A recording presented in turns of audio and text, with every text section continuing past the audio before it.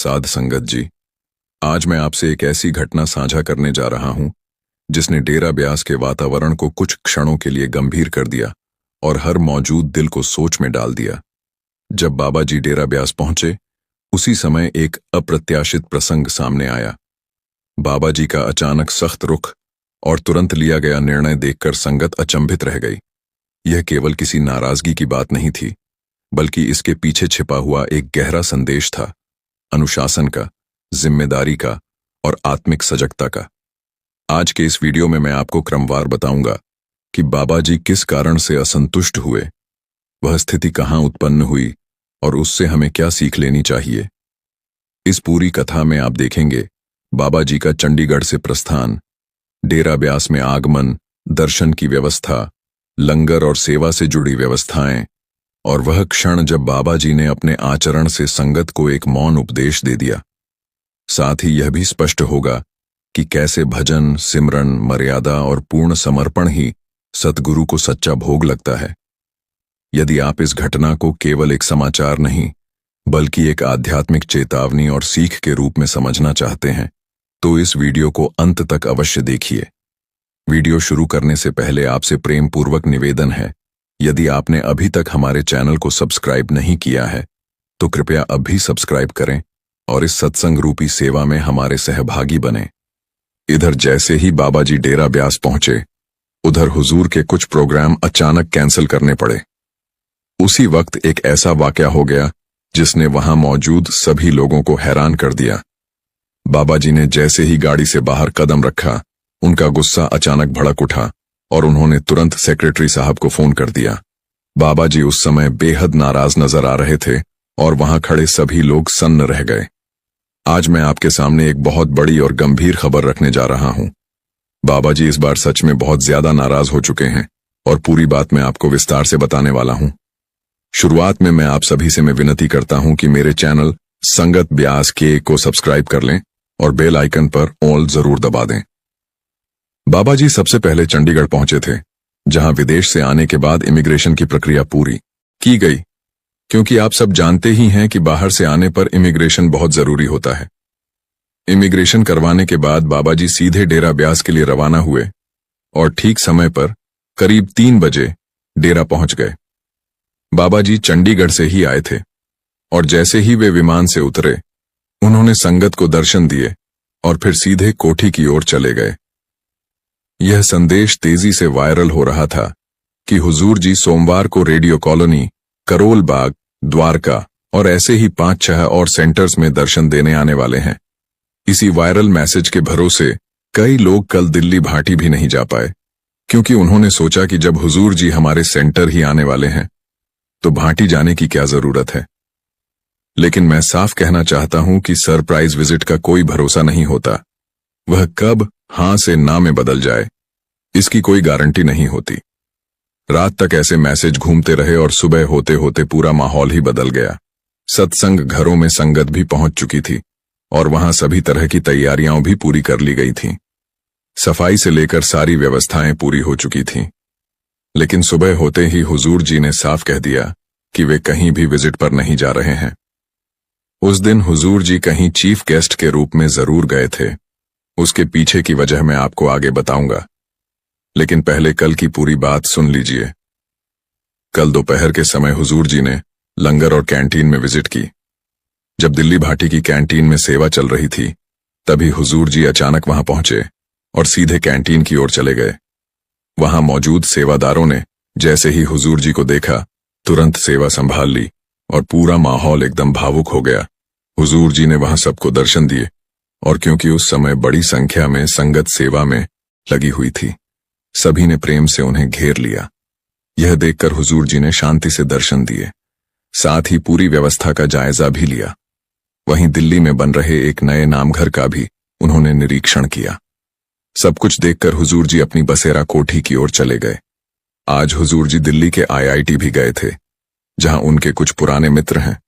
वहीं से उन्होंने पढ़ाई भी की हुई है और आज हुजूर जी वहां चीफ गेस्ट के रूप में आमंत्रित थे। यह जानकारी मैं आपके साथ साझा कर रहा हूं। हुजूर जी को वहां विशेष तौर पर बुलाया गया था। जैसे ही हुजूर जी वहां पहुंचे, वहां मौजूद सत्संगी भाई बहन चाहे वे शिक्षक हों या छात्र, सभी बहुत ज्यादा खुश हो गए। हुजूर जी के दर्शन पाकर कोई खुश ना हो, ऐसा तो हो ही नहीं सकता। लेकिन आज दिल्ली की बहुत सी संगत का इंतजार ही बनकर रह गया। बाबा जी कहाँ और क्यों नाराज हुए, वह बात मैं आपको आगे बताने वाला हूं, लेकिन पहले यह पूरा प्रसंग सुन लीजिए। दिल्ली वालों की उम्मीदें धीरे धीरे मायूसी में बदल गईं। वे बेचारे इसी आस में बैठे रहे कि हुजूर जी आएंगे और उन्हें दर्शन देंगे। लेकिन आज ऐसा न हो पाने से उनके मन को गहरी ठेस पहुंची। अब हुजूर जी कब दर्शन देंगे, यह पूरी तरह उनकी मौज पर ही निर्भर करता है। बाबा जी आज डेरा पहुंच चुके हैं और आज ही यह साफ फैसला होगा कि 28 तारीख रविवार को होने वाला सत्संग होगा या नहीं। फिलहाल कार्यक्रम तय माना जा रहा है, इसलिए कोई यह न माने कि सत्संग रद्द हो गया है। डेरा प्रबंधन भी अभी खुलकर कुछ नहीं बता रहा है और इसके पीछे की वजह मैं आपको एक छोटे से उदाहरण के जरिए समझाने जा रहा हूं। यह घटना आज से करीब 20-22 साल पुरानी है, जब बाबा जी एक बार पूरी तरह नाराज हो गए थे। उस समय मोबाइल फोन का जमाना नहीं था और कंप्यूटर भी बहुत आम नहीं हुआ करते थे। उस दौर में ज्यादातर लोग साधारण लैंडलाइन फोन ही इस्तेमाल करते थे। तभी अचानक डेरा में बाबा जी ने कहा कि लुधियाना वाले सेंटर में किसी के यहां विजिट पर जाना है। बाबा जी ने बस इतनी सी बात कही थी। उस समय जिन डेरा निवासियों की मैं बात कर रहा हूं, वे सभी बहुत ईश्वर भक्त लोग थे और आज वे इस दुनिया में नहीं रहे। उन दिनों डेरा में जो बड़े अधिकारी या जिम्मेदार लोग रहते थे, उनके घरों में ही लैंडलाइन फोन हुआ करते थे।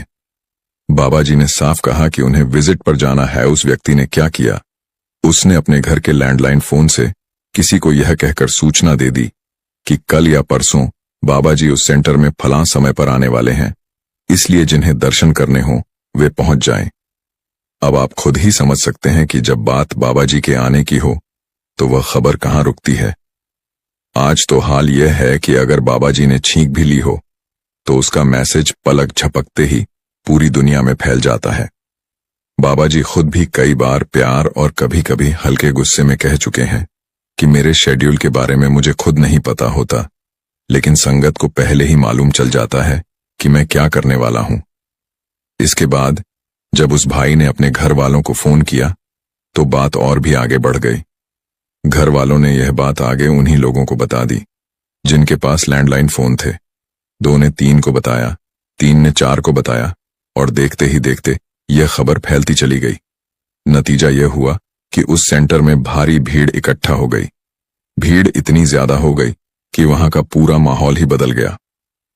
उस समय बाबा जी अक्सर हेलीकॉप्टर से विजिट नहीं किया करते थे, इसलिए वे वहां कार से ही पहुंचे। जैसे ही बाबा जी कार से उतरे और उन्होंने देखा कि संगत उम्मीद से कहीं ज्यादा जमा हो चुकी है, माहौल की गंभीरता तुरंत समझ में आ गई। इतनी संगत को यह खबर आखिर पहुंची कैसे, यही बात बाबा जी के मन में भी आई। बाबा जी अभी कार से बाहर उतर ही रहे थे कि जैसे ही उन्होंने नजर घुमाकर देखा, चारों तरफ भारी भीड़ खड़ी थी। एक पैर जो उन्होंने कार से बाहर रखा था, वहीं का वहीं वापस अंदर रख लिया, दरवाजा बंद किया और बिना रुके लौट पड़े। आज के समय में बाबा जी का स्वभाव काफी शांत हो चुका है, लेकिन उन दिनों उन्हें गुस्सा भी जल्दी आ जाया करता था। बाबा जी साफ कहते थे कि अनुशासन का मतलब अनुशासन होता है।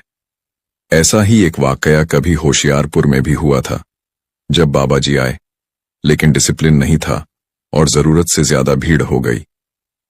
उस दिन भी बाबा जी जैसे आए थे वैसे ही कार में बैठे और बिना रुके वापस चले गए। उस दौर में बाबा जी बिल्कुल भी नहीं रुके थे, लेकिन अब बाबा जी ने काफी डील देना शुरू कर दिया है। लुधियाना वाली घटना को पूरा करके बाबा जी वहां से निकल गए और रास्ते में ही उन्होंने सेक्रेटरी साहब को फोन किया। बाबा जी ने कहा, सेक्रेटरी साहब, एक काम करना है। जवाब आया, हाँ जी, सच्चे पातशाह। बाबा जी ने कहा, यह पता करो कि यह फोन और यह खबर सबसे पहले कहां से चली। इसके बाद ऊपर से नीचे तक पूरी जांच शुरू हुई। एक एक व्यक्ति से पूछा जाने लगा कि उसे यह बात कहां से पता चली। यूं स्रोत से स्रोत तक पूछताछ होती चली गई ताकि सच्चाई सामने आ सके। यह सब मैं आपको विस्तार से बता रहा हूं। जांच करते करते बात आखिर उस भाई तक पहुंच गई जो उस समय डेरा में ही रहता था। यहीं से साफ हो गया कि उसी ने अपने परिवार को फोन किया था।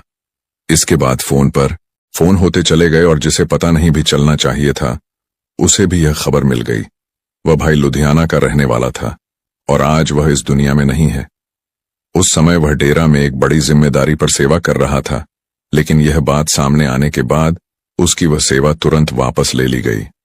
हालांकि उसने अपनी पूरी जिंदगी डेरा में ही बिताई और वहीं स्थायी रूप से रहा, बस उसकी सेवा उससे ले ली गई थी। यह बात मैं इसलिए बता रहा हूं ताकि आप समझ सकें कि बाबा जी अनुशासन को लेकर कितने सख्त रहा करते थे। जब बाबा जी नाराज होते हैं तो उसके बाद सख्ती भी उतनी ही ज्यादा होती है। अभी 28 तारीख की बात को लेकर सिर्फ अटकलें चल रही हैं, इसीलिए मैं आप सबसे यही कह रहा हूं कि थोड़ा परहेज रखें। जब बात 100% कंफर्म हो जाएगी तो उसी समय इसी YouTube चैनल संगत बयास के पर आपको पूरी जानकारी दे दी जाएगी। फिलहाल कोई एक बात फैला रहा है, कोई दूसरी कहानी बना रहा है, इसलिए इन अफवाहों में मत उलझिए। सच ये है कि आज सोशल मीडिया हमारे लिए कई बार मुसीबत का कारण बन जाता है। हमें तो अपना रिश्ता मालिक से जोड़ना था, हमें तो भजन सिमरन करना था। भजन सिमरन कितना हुआ ये तो हम खुद जाने, लेकिन सोशल मीडिया जरूर हमारी जिंदगी का बड़ा हिस्सा बन गया है और यहीं से हमें संभलने की जरूरत है। आज के समय में हालत ये हो गई है कि बाबा जी कहीं जाने से कुछ मिनट पहले ही उसकी जानकारी सोशल मीडिया पर फैल जाती है और फिर वह बात किसी से भी छिपी नहीं रहती। यही वह वजह है जिसकी कारण मालिक कई बार नाराज हो जाता है। अब अगले 2 दिनों में हुजूर जी के कार्यक्रम तय हैं। 24 तारीख को मलेशिया में और 25 दिसंबर को मनीला, फिलीपींस में। अगर कोई भाई या बहन वहां मौजूद हो और प्रश्न उत्तर साझा कर सके तो जरूर शेयर करें। हम इस संसार में बाबा जी की खुशी लेने आए हैं और उस खुशी का बस एक ही रास्ता है, एक ही कीमत है, जो तिसु भावय नान का। मालिक को क्या अच्छा लगता है, कैसे अच्छा लगता है, यह सब कुछ उसकी मौज और उसके भाने पर ही निर्भर करता है। जब तक वह हम पर दया नहीं करता, जब तक वह अपनी बख्शिश नहीं करता, तब तक हम भी उसकी ओर सच्चा ध्यान नहीं कर पाते। भजन सिमरन हमें रास्ता जरूर दिखाता है और वह हम पर कृपा भी करता है, लेकिन अगर वह हमारे भीतर शांति नहीं डालता और हमें सही दिशा नहीं देता तो फिर चाहे उसने हमें कितनी ही ऊंची पदवी दे दी हो, कोई बड़ी सेवा सौंप दी हो या हमें चमकदार जिम्मेदारियां ही क्यों न दे दी हों, उनका कोई अर्थ नहीं रह जाता। अगर उसकी दया हमारे ऊपर नहीं है तो बाकी सब कुछ अधूरा ही रहता है। अगर मालिक हमारे भीतर शांति नहीं डालना चाहता तो यह शांति उसकी कृपा के बिना कभी नहीं आ सकती। कई बार क्या होता है कि हमारा ध्यान किसी एक ही बात पर टिक जाता है, हम उसी चीज को अपने दिल और दिमाग में बसा लेते हैं। बाबा जी अक्सर कहा करते हैं कि जब कोई बात हमारे मन मुताबिक पूरी नहीं होती तो हम खुद को इतना उलझा लेते हैं, उस समस्या में इतना फंस जाते हैं कि वहां से निकलना भी मुश्किल हो जाता है। इसलिए बाबा जी समझाते हैं कि अगर हम बार बार समस्या पर ध्यान देंगे तो समस्या और बढ़ेगी। यह बात मैं अपने अनुभव से कह रहा हूं, लेकिन अगर हम समाधान की ओर ध्यान लगाएंगे तो समाधान अपने आप मजबूत होने लगेगा। अब हम किस तरफ ध्यान देते हैं, किस चीज पर फोकस करते हैं, यह पूरी तरह हमारे ऊपर निर्भर करता है। अगर हमारे मन में ही नकारात्मकता भरी हुई है और हम बार बार वही नकारात्मक सोच दोहराते रहते हैं तो हम यह मान लेते हैं कि शायद हमारे सोचने से किसी और पर असर पड़ेगा, जबकि हकीकत में नुकसान हमारा ही होता है। सोच आखिर आती क्यों है? क्योंकि मन का काम ही वही है, उन बातों के बारे में सोचना जो कभी हो ही नहीं सकती। इसीलिए पंजाबी में कहा गया है कि वेहला दिमाग मेहमानों का घर होता है, यानी खाली मन बेवजह की चिंताओं में उलझा रहता है। कहा जाता है कि खाली दिमाग कभी शैतान का घर बन जाता है। जब दिमाग के पास करने को कुछ नहीं होता तो वह न चाहकर भी कुछ न कुछ सोचता ही रहता है। यहीं से ओवरथिंकिंग शुरू होती है। ओवरथिंकिंग के साथ मन की रफ्तार बढ़ती जाती है और जब यह रफ्तार हद से ज्यादा बढ़ जाती है तो वही आगे चलकर तनाव और डिप्रेशन का कारण बन जाती है। आज के समय में हम सब किसी न किसी रूप में इसी जाल में फंसे हुए हैं। आप खुद देखिए, जब हम भजन सिमरन के लिए बैठते हैं तो 2 मिनट में ही नींद आने लगती है। ऐसा इसलिए होता है क्योंकि हमारा मन दुनियावी बातों में इतना उलझा हुआ है कि हम उनसे बाहर निकल ही नहीं पा रहे। जब तक हम इस उलझन से बाहर नहीं आएंगे तब तक भजन सिमरन ठीक से नहीं हो पाएगा। जब भजन सिमरन नहीं होगा तो मन में वह शांति भी नहीं आएगी और तब तक हम आध्यात्मिक रूप से आगे भी नहीं बढ़ पाएंगे। इसी कारण नाम और शब्द की कमाई सबसे ज्यादा जरूरी मानी गई है, क्योंकि इसी कमाई के जरिए सब कुछ हासिल होता है। मालिक हम पर कब और कैसे दया करेगा यह उसे खुद बेहतर पता है। यह सोचने का काम हमारा नहीं है, लेकिन फिर भी हम वही बातें सोचते रहते हैं और वही काम करने लगते हैं जो उसने हमारे लिए तय ही नहीं किए। हमारा असली काम तो बस इतना है कि हम अपना और अपने परिवार का भला देखें, लेकिन हम अक्सर उससे आगे सोचने लगते हैं, जैसे कल भी हुजूर ने समझाया था, और यहीं से हमारा मन फिर उलझने लगता है। हम अक्सर किसी धार्मिक स्थान पर चले जाने को ही सब कुछ मान लेते हैं। हम कहते हैं कि डेरा जाकर या सत्संग घर जाकर हमने सेवा कर ली, लेकिन हुजूर ने साफ समझाया कि अपने घर वालों की देखभाल करना, उनकी जिम्मेदारी निभाना भी उतनी ही बड़ी सेवा है। यह बहुत खास बात हुजूर जी ने दिल्ली में कही थी, जो हम सभी के लिए सीखने लायक है। जब तक मैं उन छोटी छोटी बातों पर अमल नहीं कर रहा हूं जिन पर हुजूर या बाबा जी हमें ध्यान दिलाते हैं, तब तक मेरा मन उलझा ही रहेगा। अगर मैं यह भ्रम पाल लूं कि मैं सुलझ गया हूं, तो असल में यह सिर्फ मेरे मन का धोखा होगा, और इसी धोखे में रहकर मैं आगे बढ़ने की जगह वहीं अटका रह जाता हूं। यह जो वहम होता है उसका कोई इलाज नहीं होता, और इसी वजह से मैं यही समझ रहा हूं कि मुझे बस उनके हुक्म में रहकर मालिक की भक्ति करनी है।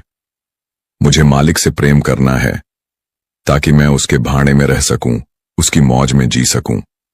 यह प्रेम का मौका रोज रोज नहीं मिलता, बल्कि यह तो सिर्फ उसकी दया, उसकी मेहर और उसकी बख्शिश से ही नसीब होता है। आजकल धुंध का मौसम बहुत ज्यादा हो गया है, और अगर बाबा जी कोई प्रोग्राम रखते भी हैं तो हमें उसी समझदारी के साथ आना होता है कि हमें किसी भी तरह की परेशानी न हो। मैं यही मानकर चल रहा हूं कि सावधानी, समझ और श्रद्धा तीनों के साथ चलना ही सच्ची समझदारी है। हर काम सोच समझकर, पूरी योजना और सही सिस्टम के साथ करना जरूरी है। जैसे ही किसी प्रोग्राम की पुष्टि होती है, अगर आप सबसे पहले जानना चाहते हैं तो मैं वही जानकारी सबसे पहले अपने व्हाट्सएप चैनल पर साझा कर देता हूं कि कार्यक्रम 100% कंफर्म हो चुका है। इसलिए अगर मैं जल्द से जल्द कंफर्मेशन पाना चाहता हूं तो डिस्क्रिप्शन में दी गए लिंक से चैनल को फॉलो कर रहा हूं। मैं आप सबसे निवेदन करता हूं कि इस वीडियो को ज्यादा से ज्यादा संगत तक पहुंचाएं, इसे अपने ग्रुप्स में शेयर करें ताकि अधिक से अधिक संगत ये पूरी बात सुन सके। हुजूर जी ने यह कहते हुए समझाया कि हर बात को पहले से जानने की जल्दी भी कई बार उलझन पैदा कर देती है, क्योंकि अगर सब कुछ पहले ही पता चल जाए तो हमारा ध्यान उन्हीं बातों में अटक जाता है। आगे हुजूर जी ने प्यार से कहा, बेटा अभी तुम्हारी उम्र छोटी है, अभी तुम्हें सिर्फ पढ़ाई पर ध्यान देना है और अपने मम्मी पापा की सेवा करनी है। इन दूसरी बातों में उलझने की जरूरत नहीं है। उन्होंने साफ कहा कि इस समय मुझे अपना पूरा फोकस पढ़ाई पर ही रखना है। तभी एक भाई ने आगे बढ़कर कहा कि हुजूर जी मैं यह सोचता रहा हूं, और यहीं से वह संवाद आगे बढ़ने लगा। मैंने यह बात सुनी कि एक भाई कह रहा था कि उसका मन करता है कि वह ब्यास डेरा आकर हमेशा के लिए यानी परमानेंट सेवदार बन जाए और वहीं अपना पूरा जीवन बिता दे। इस पर हुजूर जी ने बहुत सादगी से समझाया कि अगर तुम्हें सच में ऐसा लगता है कि तुम्हारी सारी जिम्मेदारियां पूरी हो चुकी हैं, अब कोई फर्ज बाकी नहीं है, तभी तुम परमानेंट सेवा के लिए आ सकते हो। आगे हुजूर जी ने साफ कहा कि जो भी काम मैं निस्वार्थ भाव से करता रहा हूं वही मेरे लिए सच्ची सेवा बन जाता है। यह सोच लेना कि सिर्फ ब्यास आकर की गई सेवा ही सेवा है या सिर्फ सत्संग घर में की गई सेवा ही सेवा है, यह सोच सही नहीं है। हुजूर जी ने आगे समझाया कि चाहे मैं किसी भी धार्मिक स्थान पर जाकर कोई काम कर रहा हूं, अगर वह काम निस्वार्थ भाव से बिना किसी फल और उम्मीद के करता रहा हूं और उसे उस मालिक के हवाले करके करता रहा हूं, तो वही सच्ची सेवा है। हुजूर जी ने कहा कि अब हमें अपना नजरिया बदलने की जरूरत है। हम अक्सर सोच लेते हैं कि किसी धार्मिक जगह पर जाना ही सेवा है, लेकिन सच यह है कि इस संसार का हर काम उसी मालिक का है।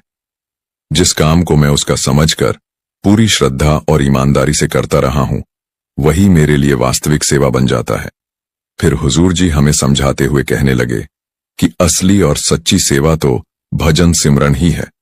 उन्होंने साफ शब्दों में कहा कि इस सेवा को निभाना हमारे लिए अनिवार्य है और सबसे पहले इसी सेवा को निभाने की कोशिश करनी चाहिए। मैं जहां भी बैठा हूं, जिस हालात में भी हूं, इस जिम्मेदारी को निभा सकता रहा हूं, यहां तक कि घर पर रहते हुए भी। हुजूर जी ने स्पष्ट किया कि परिवार को छोड़कर डेरा चले जाना ही सेवा नहीं कहलाता।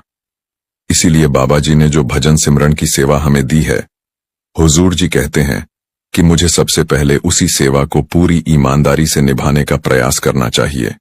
इसके बाद ही बाकी बातों पर ध्यान देना चाहिए। इसके बाद किसी ने सवाल किया कि हुजूर जी, एक तरफ किस्मत होती है और दूसरी तरफ मेहनत, तो जब दोनों आमने सामने आ जाती हैं, तब पलड़ा किसका भारी होता है, यानी हमें किसे चुनना चाहिए? हुजूर जी ने बहुत गहराई से जवाब देते हुए कहा कि पलड़ा हमेशा मेहनत का ही भारी होता है। उन्होंने समझाया कि कई बार ऐसा होता है कि मैं मेहनत करता रहा हूं, लेकिन मुझे मेरी उम्मीद के मुताबिक परिणाम नहीं मिलता। इसका कारण यह होता है कि मेरे पुराने कर्म भारी होते हैं, जिनकी वजह से मेरी मेहनत का असर कुछ कम दिखाई देता है। लेकिन हुजूर जी ने यह भी स्पष्ट किया कि इसका मतलब यह बिल्कुल नहीं कि मुझे मेहनत करना छोड़ देना चाहिए। हुजूर जी ने आगे समझाया कि मैंने जो मेहनत की है, वह कभी भी बेकार नहीं जाती। वह मेहनत मुझे कुछ न कुछ सिखाकर ही जाती है। हुजूर जी कहते हैं कि मेहनत के बल पर मैं वह भी हासिल कर सकता रहा हूं जो मेरी किस्मत में लिखा हुआ नहीं होता। इसके बाद एक बहन जी ने सवाल किया कि कई बार ऐसा क्यों होता है कि कोई इंसान बिना मेहनत किए ही सब कुछ पा लेता है, जबकि उसने किसी काम के लिए कोशिश भी नहीं की होती। इस पर हुजूर जी ने समझाया कि यह किस्मत का मामला होता है। उन्होंने कहा कि जो चीज किस्मत में लिखी होती है, वह जिस तरीके से लिखी होती है, उसी तरीके से मिलकर रहती है। हुजूर जी ने यह भी कहा कि कई बार हमें बिना मेहनत किए भी कुछ चीजें मिल जाती हैं, लेकिन ऐसी चीजों की हम कदर नहीं कर पाते, क्योंकि यही इंसानी फितरत है। असल बात सच्चे पातशाह कहते हैं, अपने नजरिए को बदलने की है। जब मैं जीवन का सफर तय करता रहा हूं, तो मेरा मुकाम बार बार बदलता रहता है। आज मेरा लक्ष्य पढ़ लिख कर कुछ अच्छा बनना है, आगे बढ़ना है। जब मैं यह हासिल कर लेता रहा हूं, तो उसके बाद मेरा अगला मुकाम अपने आप बदल जाता है। हुजूर जी ने समझाया कि जैसे ही हमारा मुकाम बदलता है, हमें नए पड़ावों का सामना करना पड़ता है। अब अगर मैंने शादी कर ली, तो मेरा मुकाम बदल गया। हुजूर जी कहते हैं कि जैसे जैसे हम जीवन में आगे बढ़ते हैं, हमारे मुकाम लगातार बदलते रहते हैं। उन्होंने कहा कि हमें सफर का आनंद लेते रहना चाहिए और हमेशा बाबा जी के आदेश मानकर भजन सिमरन करते रहना चाहिए। हुजूर जी ने यह भी जोर देकर कहा कि मेहनत में कभी कोई कमी नहीं छोड़नी चाहिए और हमेशा अच्छे इंसान बनने की कोशिश करनी चाहिए। एक भक्त ने कहा कि उसका कोई सवाल नहीं है, बस यह प्रार्थना है कि हुजूर जी हम पर हमेशा अपनी दया और कृपा बनाए रखें। हुजूर जी ने कहा कि जो सवाल जवाब चल रहे हैं, वह सिर्फ बहाना है, लोगों से बातचीत का एक तरीका है। असली जवाब हमें बाहर से नहीं बल्कि अंदर से मिलेंगे। जब हम भजन सिमरन करेंगे, तभी असली मार्गदर्शन और सच्चे उत्तर हमारे भीतर जागेंगे। हुजूर जी अक्सर कहते हैं कि इस सत्संग में सबसे महत्वपूर्ण कार्य यही है कि हम भजन सिमरन में लगें और उसी से अपनी आत्मा को लाभ पहुंचाएं। हुजूर जी कहते हैं कि अगर हम भजन सिमरन ही नहीं करेंगे, तो हम अपने मुकाम तक कैसे पहुंच पाएंगे। हमें बाहरी चीजों की ओर कम ध्यान देना चाहिए। हुजूर जी समझाते हैं कि मेहनत करके और अपने भीतर की ओर ध्यान केंद्रित करके हमें मालिक तक पहुंचने की कोशिश ज्यादा करनी चाहिए। किसी भक्त ने सवाल किया कि हुजूर जी, जब मेरी मृत्यु हो जाएगी, तो क्या मैं आखिरी समय पर दर्शन पा सकता हूं? हुजूर जी ने कहा, बेटा, मालिक हमेशा किसी न किसी को अंत समय में जरूर ले आता है। इसलिए अगर हम जिंदा रहते हुए भी मालिक के साथ रिश्ता जोड़ते हैं, तो हमें उसका मार्गदर्शन समझ में आ जाएगा। हुजूर जी ने आगे कहा कि अगर हमने अंदर से मालिक के साथ रिश्ता जोड़ लिया है, तो अंत समय में मालिक हमें लेने आएगा और हम उसे पहचान पाएंगे। उन्होंने कहा कि अगर हमने रिश्ता नहीं जोड़ा, तब भी मालिक हमें जरूर लेने आएगा। हुजूर जी ने समझाया कि जब हम पहचान कर लेते हैं कि यही वही गुरु है जिसके पास मैंने नाम लिया था, और जिसकी बातें मैंने अपनी पूरी जिंदगी सुनी हैं, तो हमें पूर्ण विश्वास हो जाता है कि यही मालिक हमें लेने आया है। किसी भक्त ने सवाल किया कि हुजूर जी, जब हम भजन सिमरन में बैठे रहते हैं या ध्यान में बैठे रहते हैं, तब क्या होता है? हुजूर जी कहते हैं कि जब हम भजन सिमरन में बैठे रहते हैं या ध्यान में होते हैं, तो क्या आप हमारी बातें सुन पाते हैं? क्या हमारी बातें आपके तक पहुंचती हैं? हुजूर जी आगे बताते हैं कि जब हम सत्संग में बोलते हैं, यानी मैं या बाबा जी कोई बात साझा करते हैं, तो आप उसे सुनते हैं। एक भक्त ने कहा, जी हां। फिर हुजूर जी ने सभी को हंसा दिया और समझाया कि बाबाओं के पास विशेष शक्ति होती है। हुजूर जी कहते हैं कि भले ही बीबियां अरदास करती हैं, उनकी बातें सबसे पहले बाबाओं तक पहुंचती हैं। हुजूर जी ने आगे कहा कि मेहनत करो, भजन सिमरन करते रहो। जब समय आएगा, मालिक हमें योग्य समझेगा और तब भीतर से दर्शन भी होंगे। किसी भक्त ने सवाल किया कि हुजूर जी, जब आप पूर्ण संत सद्गुरु हैं और बाबा जी भी हैं, तो पूर्ण समर्पण कैसे किया जा सकता है? हुजूर जी ने समझाया कि जब हमें विश्वास हो जाएगा कि मालिक हमारे साथ है और हर कदम पर साथ है, तभी हम पूर्ण समर्पण कर पाएंगे और अंदर से अनुभव कर पाएंगे। हुजूर जी कहते हैं कि पूर्ण समर्पण भी हमारे अंदर खुद ब खुद उत्पन्न होता है। हुजूर जी ने कहा कि भीतर से विश्वास रखना बहुत जरूरी है। उन्होंने एक बहुत सुंदर उदाहरण भी दिया। हुजूर जी कहते हैं, जैसे एक छोटा बच्चा होता है जिसे हम हवा में उछालते हैं। बच्चा जब हवा में उछलता है, तब भी वह हंसता रहता है और खुश होता है, क्योंकि उसे पता होता है कि उसका पिता या जो भी उसे उछाल रहा है, वह नीचे खड़ा है और उसे संभाल लेगा। वह डरता नहीं है। जैसे ही बच्चा थोड़ा बड़ा होता है, उसे थोड़ी समझ आती है और वह तब भी कूदता है जब हम कहते हैं, हाँ, छलांग मार दे, क्योंकि उसे पूर्ण विश्वास हो गया होता है कि जो सामने खड़ा है वह उसे पकड़ लेगा। हज। हुजूर जी कहते हैं कि इसी तरह हमें अपने सद्गुरु पर पूरा विश्वास रखना चाहिए कि हमारे सद्गुरु हमें संभाल लेंगे, और जब यह विश्वास गहराता है तो अंदर का अहंकार धीरे धीरे खत्म होता है। हुजूर जी कहते हैं कि हमें अपनी अहंकार को छोड़कर पूर्ण समर्पण करना है। हुजूर जी कहते हैं कि जब हम पूर्ण समर्पण करेंगे तो हमारे अंदर मालिक से मिलने वाले गुण भी उत्पन्न हो जाएंगे। हुजूर जी कहते हैं कि पूर्ण समर्पण करना सबसे कठिन काम है। लोग अक्सर केवल सफलता या असफलता के बारे में सोचते रहते हैं कि मैं सफल होऊंगा या असफल। हुजूर जी कहते हैं कि हम तो इन चीजों के लिए नहीं, बल्कि समर्पण के लिए प्रयास करते हैं। यह सब हमारे हाथ में नहीं है, बल्कि यह पूरी तरह मालिक के हाथ में है। बाणी में भी अक्सर यह आया है कि साहिब हाथ वड़ियाइयां जिसु भावै तिसु देई। हुजूर जी बताते हैं कि हमारे किए गए कर्मों का हिसाब किताब तो हमें देना ही पड़ेगा। जब हम भजन ध्यान करते हैं तो मन में शांति आती है और कर्मों का हिसाब देना भी आसान हो जाता है। हुजूर जी कहते हैं कि जब हम वही भक्ति भावना रखते हुए आगे बढ़ेंगे तो इन कठिनाइयों से भी हम निकल पाएंगे। साथ ही हुजूर जी ने यह भी कहा कि अगर मन अंदर से शांत नहीं है तो समर्पण भी पूर्ण नहीं हो सकता। गुरु प्यारी साध संगत जी, आप सभी को प्यार भरी राधा स्वामी जी। प्यारी साध संगत जी, एक आदमी ने बाबा जी से सवाल पूछा, बाबा जी, जब जाना ही आत्मा को है तो हम भजन सिमरन करके अपने शरीर को क्यों दुख दें? शरीर तो यहीं रह जाएगा और जल जाएगा। बाबा जी ने बड़े ही प्यार से उस आदमी को जवाब दिया, बेटा, दूध पीते हो? उसने हाँ में सिर हिलाया तो बाबा जी बोले, दूध को बर्तन में डालकर गर्म क्यों करते हो? इसलिए क्योंकि दूध बिना बर्तन के गर्म नहीं हो सकता। जब बर्तन आग पर जलेगा तभी तो दूध गर्म होगा। उसी प्रकार शरीर में दर्द होगा तभी तो हमारी आत्मा तृप्त होगी। इसी प्रकार शरीर से होकर ही भजन सिमरन आत्मा तक पहुंचता है। एक वैद्य जी थे। उनकी पत्नी की आदत थी कि घर में जो सामान चाहिए होता वह मोबाइल में लिखकर उन्हें मैसेज कर देती थी। वैद्य जी दुकान पर जाकर पहले बाबा जी का नाम लेते, फिर पत्नी ने जो सामान मैसेज में लिखा होता उनके भाव देखते और उनका हिसाब करते। फिर बाबा जी से प्रार्थना करते कि हे सतगुरु, मैं तो आपके ही आदेश के अनुसार भजन सिमरन छोड़कर यहां दुकान में आकर बैठा हूं। वैद्य जी कभी अपने मुंह से किसी रोगी से फीस नहीं मांगते थे। कोई देता था, कोई नहीं भी देता था।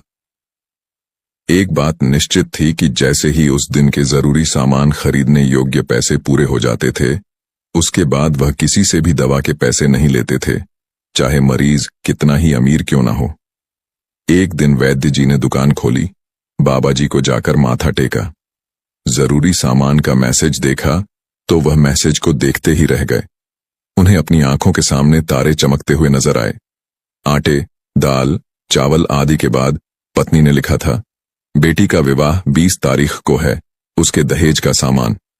कुछ देर सोचते रहे, फिर बाकी चीजों की कीमत लिखने के बाद दहेज के सामने लिख दिया, यह काम बाबा जी का है, वह ही देखेंगे। एक दो रोगी आए थे, वैद्य जी दवाई दे रहे थे। उसी समय एक बड़ी सी कार उनकी दुकान के सामने आकर रुकी। वैद्य जी ने ध्यान नहीं दिया, क्योंकि कई कारों वाले उनके पास आते रहते थे। दोनों मरीज दवाई लेकर चले गए।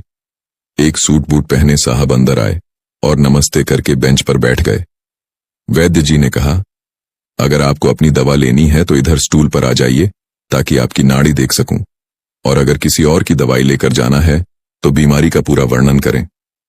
वह साहब कहने लगे, वैद्य जी, आपने मुझे पहचाना नहीं। मेरा नाम मदन लाल है। मैं 15-16 साल के बाद आपकी दुकान पर आया हूं। मैं आपको अपनी पिछली मुलाकात का हाल सुनाता हूं, फिर आपको सारी बात याद आ जाएगी। जब मैं पहली बार यहां आया था तो मैं खुद नहीं आया था। मुझे बाबा जी आपके पास लेकर आए थे, क्योंकि बाबा जी ने मुझ पर दया करनी थी। वह मेरा घर आबाद करना चाहते थे। मैं अपनी कार से अपने पैतृक घर जा रहा था। बिल्कुल आपकी दुकान के सामने मेरी कार पंक्चर हो गई।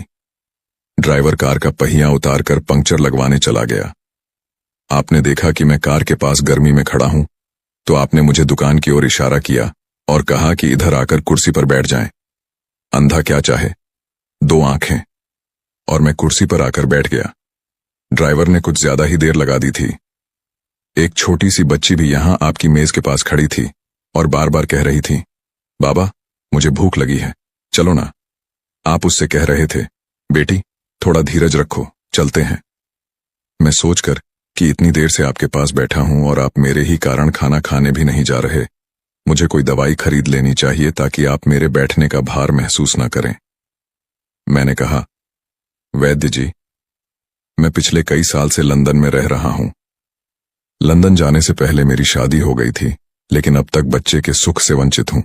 यहां भी इलाज करवाया और वहां लंदन में भी, लेकिन किस्मत ने निराशा के सिवा और कुछ नहीं दिया।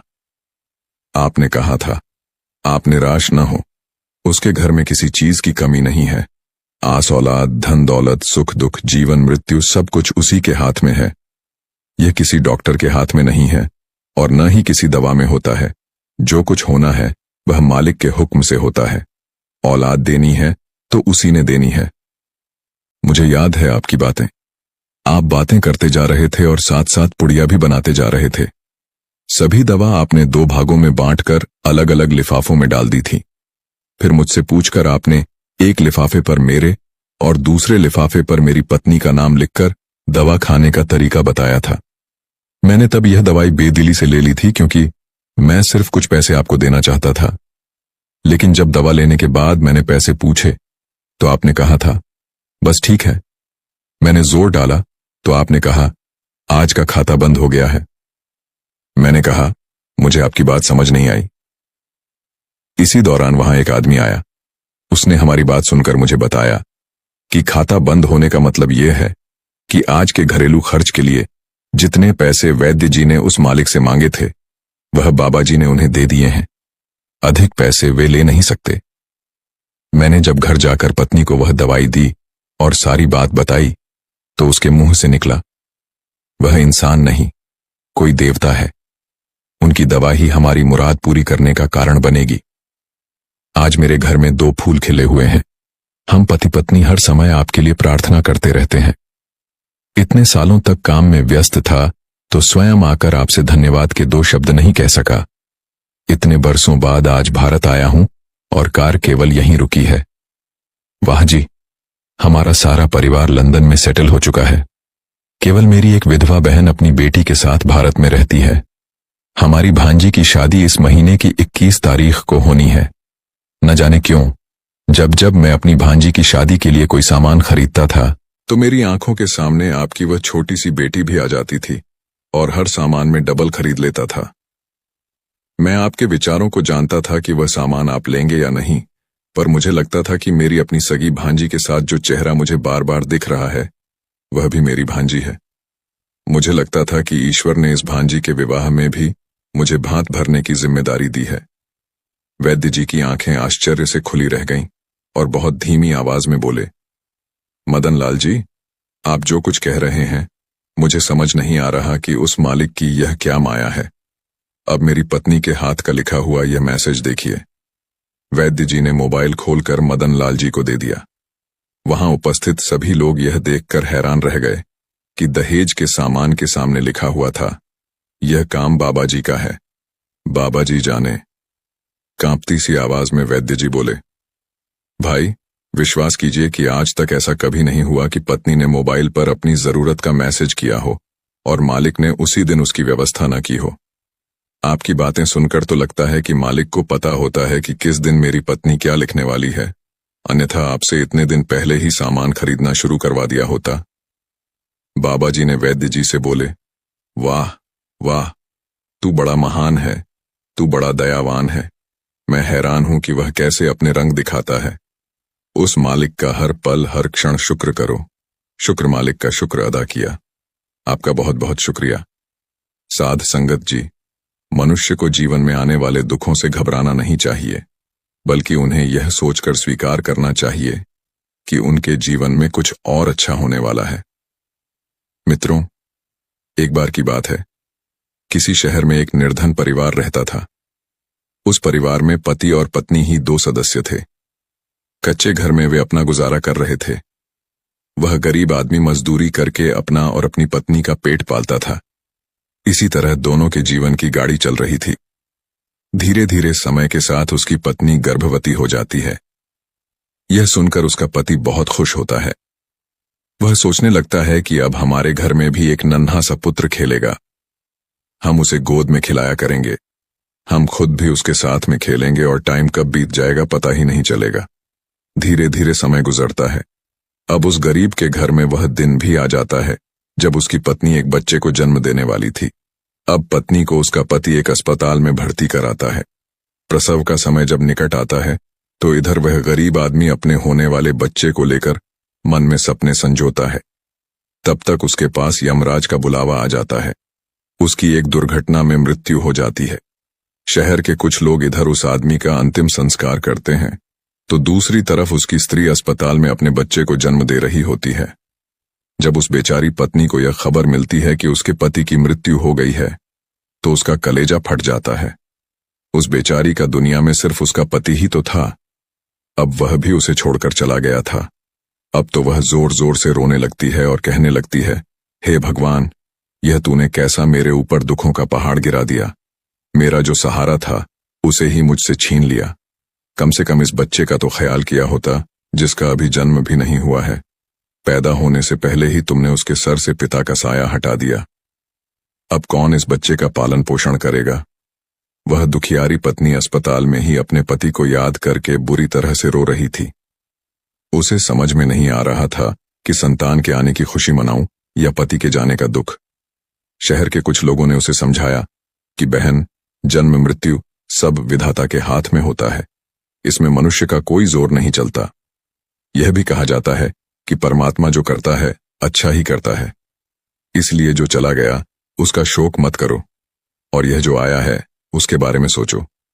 इधर कई तरीकों से लोग उस गरीब महिला को समझाते हैं, लेकिन उसे बेचारी के उस समय कुछ भी समझ में नहीं आता। उसने कहा, भगवान क्या अच्छा करेंगे, मेरे तो कुछ भी समझ में नहीं आ रहा। बस कुछ ही देर में उसने एक सुंदर पुत्र को जन्म दिया। बेटे को देखकर उसका कुछ दुख हल्का होता है। वह सोचती है कि अब मैं इस पुत्र को पाल पोस कर बड़ा करूंगी, यही मेरा सहारा बनेगा। सही, अब वह अपने बच्चे को लेकर अपने घर आ जाती है। नगर के कुछ लोगों ने उस महिला की कुछ दिन तक मदद की, लेकिन कौन हमेशा मदद करता है। जब कुछ दिन बीते तो मददगार भी पीछे हट गए। अब वह अपने बच्चे को लेकर बिल्कुल अकेली हो गई। उसने समझ लिया था कि दूसरों की मदद से कितने दिन तक जीवन जिया जा सकता है। यदि हमें जीना है और इस बच्चे को पालना है तो खुद जिम्मेदारी लेनी होगी, खुद कोई काम करना होगा। इस प्रकार वह महिला दूसरों के घरों में साफ सफाई का काम तलाश लेती है। काम करके जो पैसे मिलते थे उनसे वह अपना और अपने बच्चे का पेट पालने लगी। समय के साथ धीरे धीरे उसका पुत्र बड़ा होने लगा। जब वह बालक 4 वर्ष का हो जाता है तो उसकी माँ उसे पढ़ने के लिए नगर के सरकारी विद्यालय में उसका दाखिला करा देती है। उसने सोचा कि मैं अपने बच्चे को पढ़ा लिखाकर इस काबिल बना दूंगी कि उसे कभी किसी के आगे हाथ न फैलाना पड़े। मेहनती मनुष्य के लिए कोई लक्ष्य दूर नहीं होता, पढ़े लिखे विद्वान के लिए कोई जगह विदेश या अजीब नहीं होती, और मीठा बोलने वाले के लिए कोई पराया नहीं होता। अब इस प्रकार वह महिला मेहनत मजदूरी करके अपने बच्चे को पढ़ाने लगी।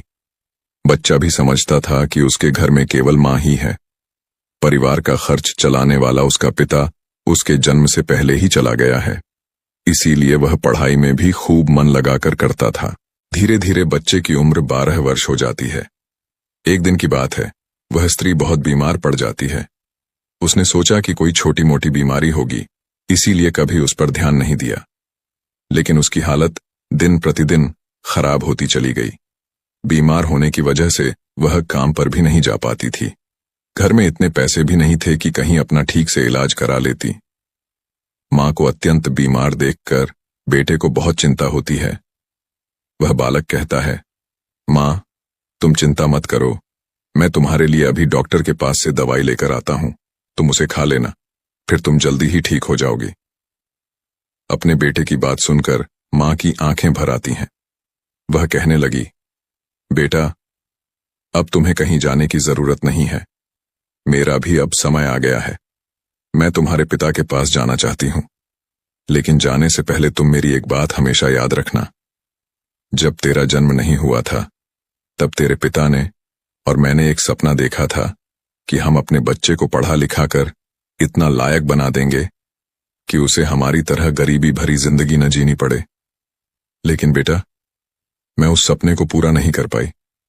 बेटा, मैं यदि चली भी जाऊं तो तुम अपने पिता के सपने को जरूर साकार करना।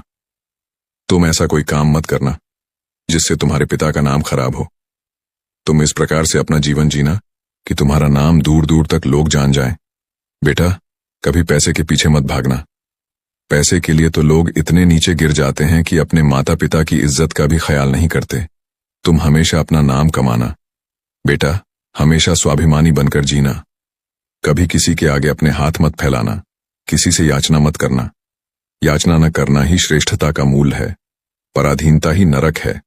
मनुष्य को सदा ही विद्या, धन, बल, कीर्ति और पुण्य कमाना चाहिए, और साथ ही हमेशा अच्छे कर्म करने चाहिए, क्योंकि मनुष्य खाली हाथ आता है, खाली हाथ जाता है।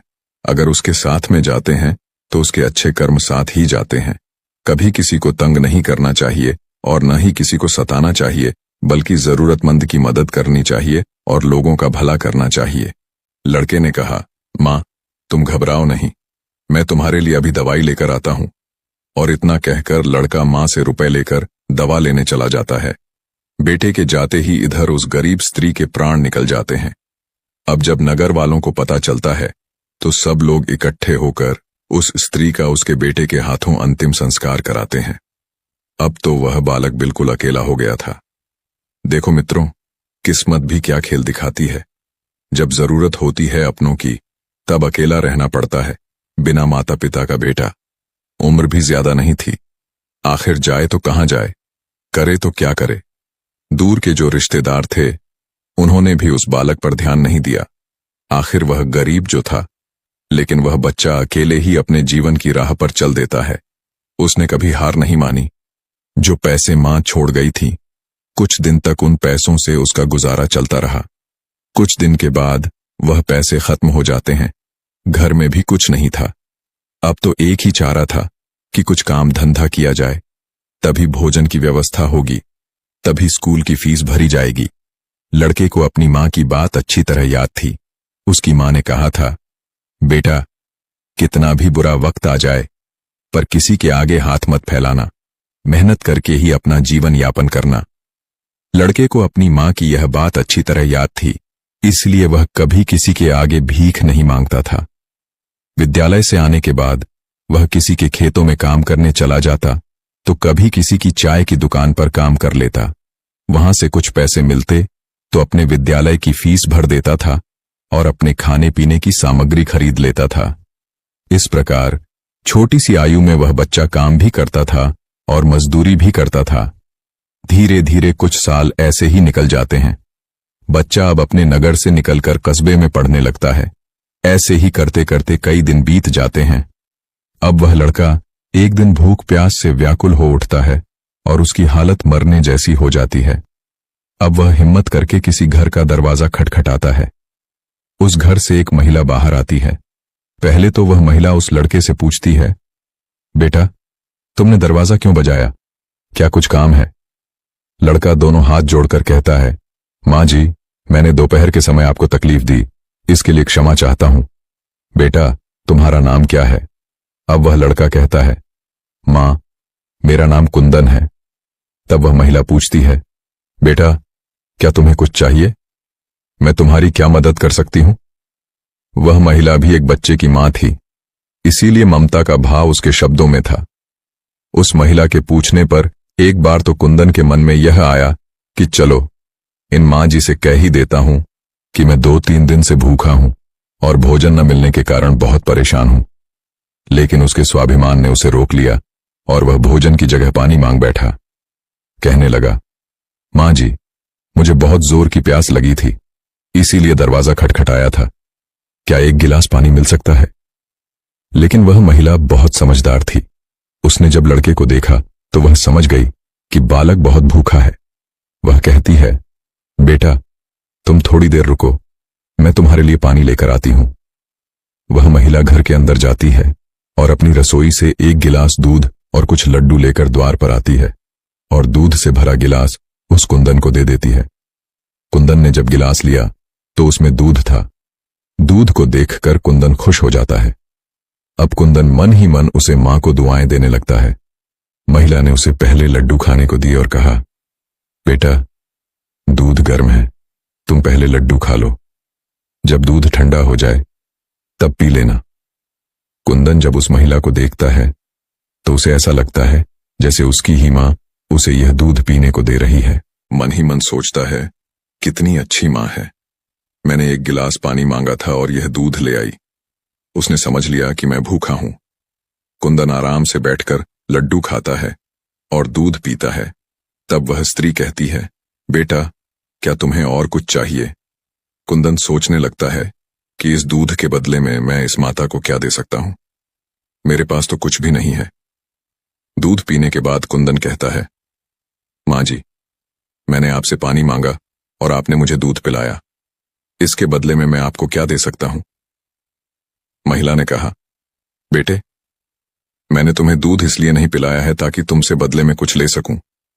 महिला कहने लगी, बेटा, तुम्हारा चेहरा देखकर लग रहा था कि तुम बहुत भूखे हो, तो मैंने सोचा कि पानी की जगह दूध ही पिला देती हूं, इसलिए मैं तुम्हारे लिए दूध ले आई। कुंदन ने फिर कहा, नहीं मां जी, आप इसके बदले में मुझसे जरूर कुछ मांगिए, मैं आपको अपनी हैसियत के हिसाब से कुछ जरूर दूंगा।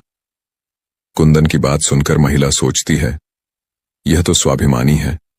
वह बार बार उससे मांगने की बात करता है तो वह महिला उसका मन रखने के लिए कह देती है, बेटा, मैंने यह दूध पिलाकर तुम पर कोई एहसान नहीं किया है, फिर भी यदि तुम मुझे कुछ देना चाहते हो तो तुम मुझे एक वचन दो कि जिस प्रकार आज मैंने तुम्हारी मदद की है, इसी प्रकार तुम भी जब कभी मदद करने लायक हो जाओ तो किसी जरूरतमंद की मदद कर देना। जिस दिन तुम किसी की मदद कर दोगे उसी दिन तुम मेरे इस एहसान से मुक्त हो जाओगे। उसकी मां ने कहा था, बेटा, कितना भी बुरा वक्त आ जाए पर किसी के आगे हाथ मत फैलाना, मेहनत करके ही अपना जीवन यापन करना। लड़के को अपनी मां की यह बात अच्छी तरह याद थी, इसलिए वह कभी किसी के आगे भीख नहीं मांगता था। विद्यालय से आने के बाद वह किसी के खेतों में काम करने चला जाता तो कभी किसी की चाय की दुकान पर काम कर लेता। वहां से कुछ पैसे मिलते तो अपने विद्यालय की फीस भर देता था और अपने खाने पीने की सामग्री खरीद लेता था। इस प्रकार छोटी सी आयु में वह बच्चा काम भी करता था और मजदूरी भी करता था। धीरे धीरे कुछ साल ऐसे ही निकल जाते हैं। बच्चा अब अपने नगर से निकलकर कस्बे में पढ़ने लगता है। ऐसे ही करते करते कई दिन बीत जाते हैं। अब वह लड़का एक दिन भूख प्यास से व्याकुल हो उठता है और उसकी हालत मरने जैसी हो जाती है। अब वह हिम्मत करके किसी घर का दरवाजा खटखटाता है। उस घर से एक महिला बाहर आती है। पहले तो वह महिला उस लड़के से पूछती है, बेटा, तुमने दरवाजा क्यों बजाया? क्या कुछ काम है? लड़का दोनों हाथ जोड़कर कहता है, माँ जी, मैंने दोपहर के समय आपको तकलीफ दी, इसके लिए क्षमा चाहता हूं। बेटा, तुम्हारा नाम क्या है? अब वह लड़का कहता है, माँ, मेरा नाम कुंदन है। तब वह महिला पूछती है, बेटा, क्या तुम्हें कुछ चाहिए? मैं तुम्हारी क्या मदद कर सकती हूं? वह महिला भी एक बच्चे की मां थी, इसीलिए ममता का भाव उसके शब्दों में था। उस महिला के पूछने पर एक बार तो कुंदन के मन में यह आया कि चलो इन मां जी से कह ही देता हूं कि मैं 2-3 दिन से भूखा हूं और भोजन न मिलने के कारण बहुत परेशान हूं। लेकिन उसके स्वाभिमान ने उसे रोक लिया और वह भोजन की जगह पानी मांग बैठा। कहने लगा, मां जी, मुझे बहुत जोर की प्यास लगी थी, इसीलिए दरवाजा खटखटाया था। क्या 1 गिलास पानी मिल सकता है? लेकिन वह महिला बहुत समझदार थी। उसने जब लड़के को देखा तो वह समझ गई कि बालक बहुत भूखा है। वह कहती है, बेटा, तुम थोड़ी देर रुको, मैं तुम्हारे लिए पानी लेकर आती हूं। वह महिला घर के अंदर जाती है और अपनी रसोई से 1 गिलास दूध और कुछ लड्डू लेकर द्वार पर आती है और दूध से भरा गिलास उस कुंदन को दे देती है। कुंदन ने जब गिलास लिया तो उसमें दूध था। दूध को देखकर कुंदन खुश हो जाता है। अब कुंदन मन ही मन उसे मां को दुआएं देने लगता है। महिला ने उसे पहले लड्डू खाने को दिए और कहा, बेटा, दूध गर्म है, तुम पहले लड्डू खा लो, जब दूध ठंडा हो जाए तब पी लेना। कुंदन जब उस महिला को देखता है तो उसे ऐसा लगता है जैसे उसकी ही मां उसे यह दूध पीने को दे रही है। मन ही मन सोचता है, कितनी अच्छी मां है, मैंने 1 गिलास पानी मांगा था और यह दूध ले आई। उसने समझ लिया कि मैं भूखा हूं। कुंदन आराम से बैठकर लड्डू खाता है और दूध पीता है। तब वह स्त्री कहती है, बेटा, क्या तुम्हें और कुछ चाहिए? कुंदन सोचने लगता है कि इस दूध के बदले में मैं इस माता को क्या दे सकता हूं। मेरे पास तो कुछ भी नहीं है। दूध पीने के बाद कुंदन कहता है, मां जी, मैंने आपसे पानी मांगा और आपने मुझे दूध पिलाया, इसके बदले में मैं आपको क्या दे सकता हूं? महिला ने कहा, बेटे, मैंने तुम्हें दूध इसलिए नहीं पिलाया है ताकि तुमसे बदले में कुछ ले सकूं। महिला कहने लगी, बेटा, तुम्हारा चेहरा देखकर लग रहा था कि तुम बहुत भूखे हो, तो मैंने सोचा कि पानी की जगह दूध ही पिला देती हूं, इसलिए मैं तुम्हारे लिए दूध ले आई। कुंदन ने फिर कहा, नहीं मां जी, आप इसके बदले में मुझसे जरूर कुछ मांगिए, मैं आपको अपनी हैसियत के हिसाब से कुछ जरूर दूंगा। कुंदन की बात सुनकर महिला सोचती है, यह तो स्वाभिमानी है। वह बार बार उससे मांगने की बात करता है तो वह महिला उसका मन रखने के लिए कह देती है, बेटा, मैंने यह दूध पिलाकर तुम पर कोई एहसान नहीं किया है।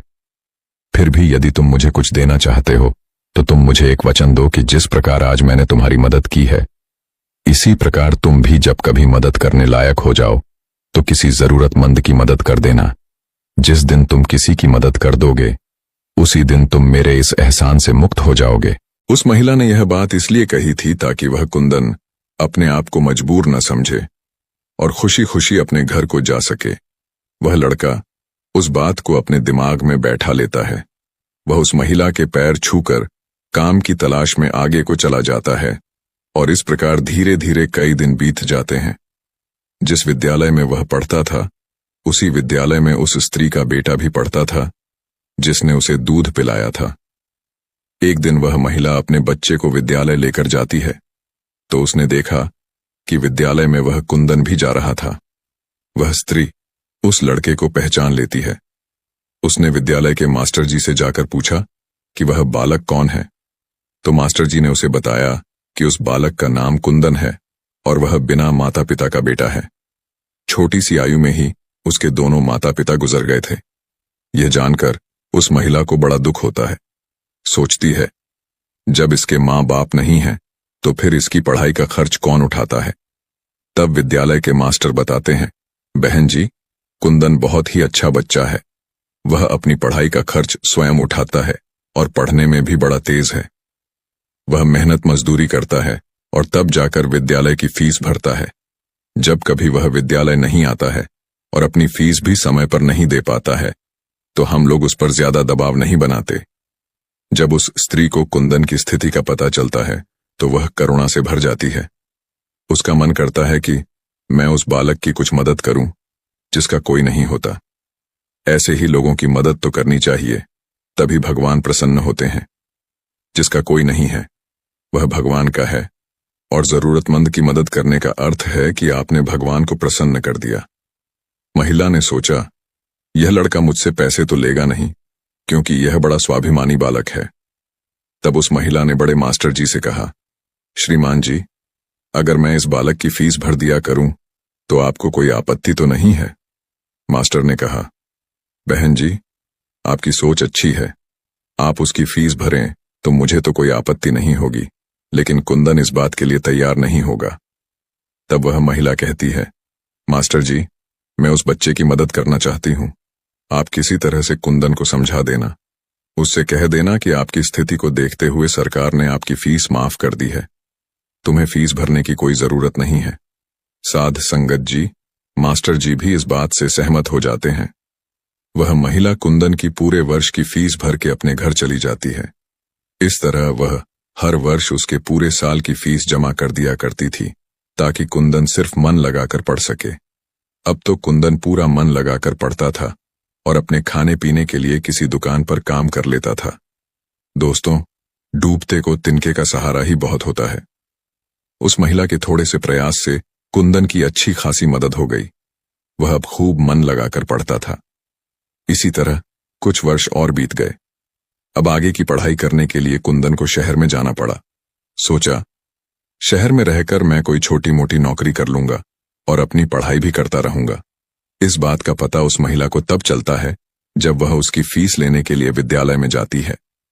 वह महिला जब कुंदन की फीस जमा करती है तो मास्टर जी बताते हैं, बहन जी, कुंदन तो आगे की पढ़ाई करने शहर चला गया है, अब तुम्हें उसकी फीस जमा करने की कोई जरूरत नहीं है। उस महिला ने जब यह सुना तो सोचने लगी, कोई बात नहीं, भगवान ने मुझे उसकी मदद करने का इतना ही समय दिया होगा। हे भगवान, उस बालक पर दया दृष्टि बनाए रखना, वह जहां भी रहे खुश रहे। इस प्रकार वह स्त्री अपने घर लौट आई और अपने घर गृहस्थी की दुनिया में व्यस्त हो गई। दोस्तों, उधर कुंदन शहर में जाकर अपनी पढ़ाई करने लगा। खर्चा चलाने के लिए उसने एक नौकरी तलाश कर ली। इस प्रकार 30 वर्ष बीत जाते हैं। न तो कुंदन कभी उस महिला से मिल पाता है और न वह महिला कभी कुंदन से मिलती है। उस महिला का बेटा भी अब बड़ा हो गया था। उसका बेटा एक व्यापारी बन गया था। वह स्त्री तो पहले से ही अपने घर से संपन्न थी, ऊपर से उसका बेटा व्यापार करके खूब धन कमाता था। उस माँ का बेटा भी बड़ा संस्कारी था। वह भी अपनी माँ को बहुत प्यार करता था। एक दिन उसकी माँ बहुत बीमार हो जाती है। शाम को जब उसका बेटा घर आता है तो वह अपनी माँ की हालत को देखकर बेचैन हो जाता है। वह अपनी माँ को अस्पताल में भर्ती कराता है। जांच में पता चलता है कि उसकी माँ को कैंसर है। वह डॉक्टर से कहता है, डॉक्टर साहब, आप मेरी माँ का अच्छे से इलाज कीजिए, पैसों की बिल्कुल चिंता मत करना। तब डॉक्टर कहते हैं, भाई, तुम्हारी माँ को कैंसर की बीमारी है और कैंसर का इलाज बहुत महंगा होता है। छोटे मोटे अस्पतालों में इसका इलाज भी नहीं होता है। इसके लिए तुम्हें किसी बड़े अस्पताल में इसका इलाज कराना होगा। अब वह अपनी माँ को बड़े अस्पताल में ले जाता है। जब डॉक्टर साहब आते हैं तो वह लड़का अपनी माँ की हालत डॉक्टर साहब को बताता है। डॉक्टर साहब ने भरोसा दिया, जांच के आधार पर मैं कह सकता हूं कि तुम्हारी माँ ठीक हो जाएगी, मगर इनका इलाज काफी लंबा चलेगा। लड़के ने कहा, डॉक्टर साहब, कुछ भी हो जाए, मैं अपनी माँ को ठीक कराकर ही घर ले जाना चाहता हूं, चाहे इसके लिए मुझे अपना सब कुछ बेचना पड़े। कितने ही दिन मुझे यहां रुकना हो। इस प्रकार वहां के डॉक्टर ने उस माँ का इलाज शुरू कर दिया। अगर छोटे शहर की बात होती तो खर्चा कुछ कम हो जाता, लेकिन वहां का खर्चा तो बहुत लंबा था। फिर भी उस लड़के ने हिम्मत नहीं हारी। मित्रों, मां से अनमोल संसार में कुछ भी नहीं है। अगर जिनके कोई माँ बाप नहीं है तो उनसे जाकर पूछो कि उनकी जिंदगी कितनी खाली खाली है अब डॉक्टर साहब जो दवाइयां लिखते थे वह दवाइयां बहुत महंगी आती थीं। एक दिन वह लड़का डॉक्टर साहब से पूछता है, डॉक्टर साहब, अभी मेरी माँ का इलाज कितने दिन और चलेगा? डॉक्टर साहब उसे सारी बात बताते हैं। भाई, आप चिंता मत करो, आपकी माँ पूरी तरह से स्वस्थ हो चुकी है। फिर भी हमारी संतुष्टि के लिए एक बार जांच और करा लेता हूं। उस जांच की रिपोर्ट आ जाने दो, फिर तुम अब अपनी माँ को घर ले जा सकते हो। अब तो उस माँ का बेटा रिपोर्ट आने का इंतजार करने लगता है। 2 दिन के बाद रिपोर्ट आ जाती है। जब रिपोर्ट आती है तो लड़का फिर डॉक्टर से मिल जाता है और पूछता है, डॉक्टर साहब, क्या मेरी माँ ठीक हो गई? कोई खतरे वाली बात तो नहीं है? तब डॉक्टर साहब कहते हैं, भाई चिंता मत करो, रिपोर्ट अच्छी आई है, तुम्हारी माँ पूरी तरह से ठीक हो गई है। अब आप इन्हें अपने घर ले जा सकते हो। डॉक्टर की बात सुनकर बेटा खुश हो जाता है और डॉक्टर साहब को बहुत धन्यवाद देता है। लड़का अपनी माँ के पास जाता है और सोचता है, भगवान का लाख लाख धन्यवाद, मेरी माँ बच गई, मेरी मेहनत सफल हो गई। यही बात वह अपनी माँ को बताने के लिए जाता है और माँ से कहता है, माँ, तुम पूरी तरह से ठीक हो गई हो, अब हम जल्द ही अपने घर जाने वाले हैं।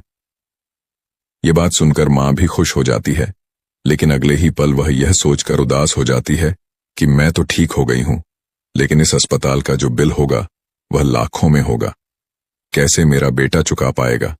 इतनी मोटी रकम की व्यवस्था वह कहां से करेगा? उसके पास जो जमा पूंजी थी वह तो सब इलाज में खर्च हो गई। माँ को उदास देखकर बेटा समझाता है, माँ, तुम क्यों उदास होती हो? मैं अपना सब कुछ बेचकर आपके इलाज का बिल चुका दूंगा। घर मकान तो बाद में भी बना लूंगा। इसीलिए माँ, तुम्हें इन बातों की चिंता करने की कोई जरूरत नहीं है। बेटा अपनी माँ को बहुत समझाता है, मगर माँ तो माँ होती है।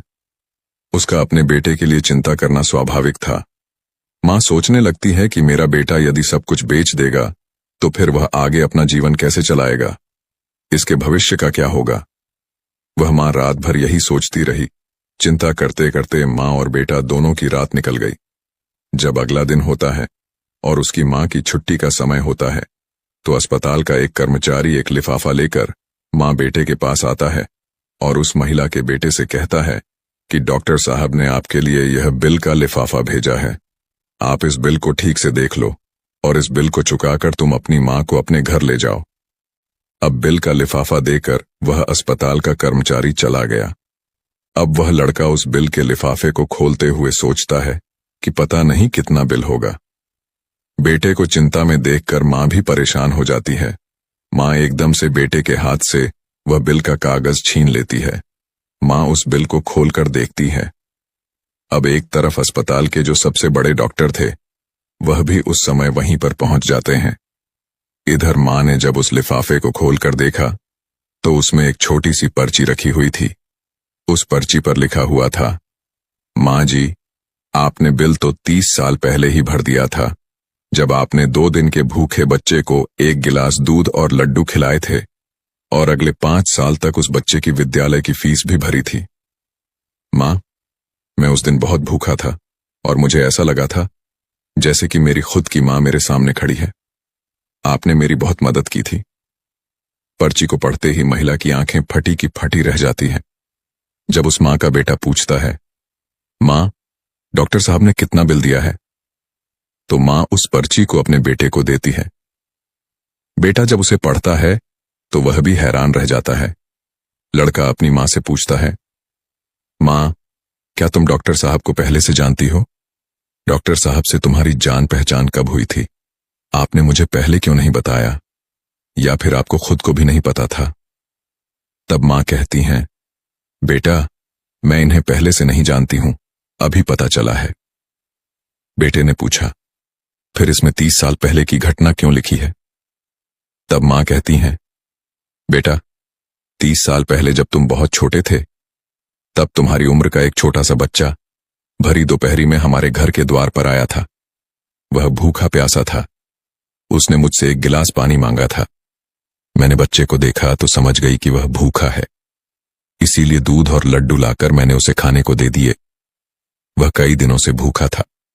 उसने दूध तो पी लिया, पर वह मुझसे कहने लगा, माँ, तुम्हारा यह एहसान मैं कैसे चुका पाऊंगा।